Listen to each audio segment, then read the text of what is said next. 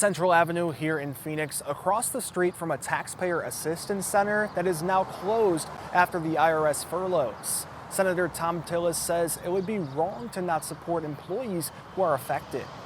I believe it's a strategic mistake to now let those folks know or let them think that they could potentially not get back pay. If I were them, I'd start looking for another job, and there's a lot of good, hard-working people out there.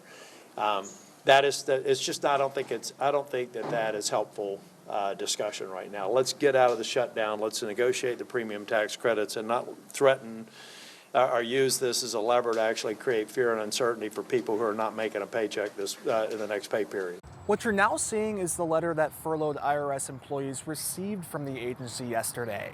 The IRS told furloughed employees they will receive back pay, but when the government shutdown ends. More than 34,000 IRS employees were furloughed yesterday, requiring the agency to temporarily pause some of its services. Tax deadlines still apply, though reports say people can expect longer wait times, delays in changes to tax code, and backlogs in processing.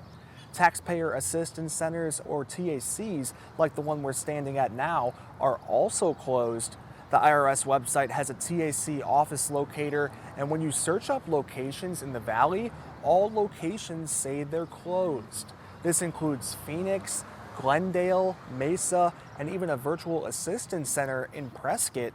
Now, the National Treasury Employees Union President, Doreen Greenwald, is reacting to this ongoing situation. She says Americans lost access to many vital services provided by the IRS when they furloughed thousands of employees.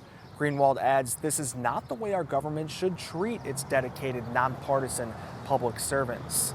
House Minority Whip Catherine Clark was on CNN recently, and she called out Republicans for how they're handling this government shutdown.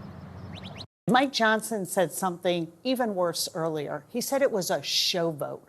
And it just shows the absolute disregard that he has for the people who are caught in this shutdown, the people who are having to go to work and not be paid or sent home and furloughed and having that back pay, which is guaranteed to them under law, be threatened by this president.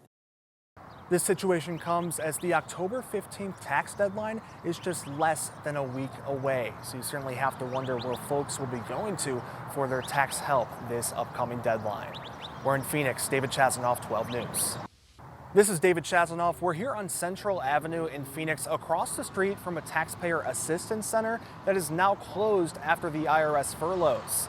More than 34,000 IRS employees were furloughed yesterday, requiring the agency to temporarily pause some of its services. Tax deadlines still apply, though reports say people can expect longer wait times, delays in changes to tax code, and backlogs in processing. Taxpayer assistance centers across the Valley are now closed. This situation comes as the October 15th tax deadline is just less than a week away. We're in Phoenix. David Chasanov, 12 News.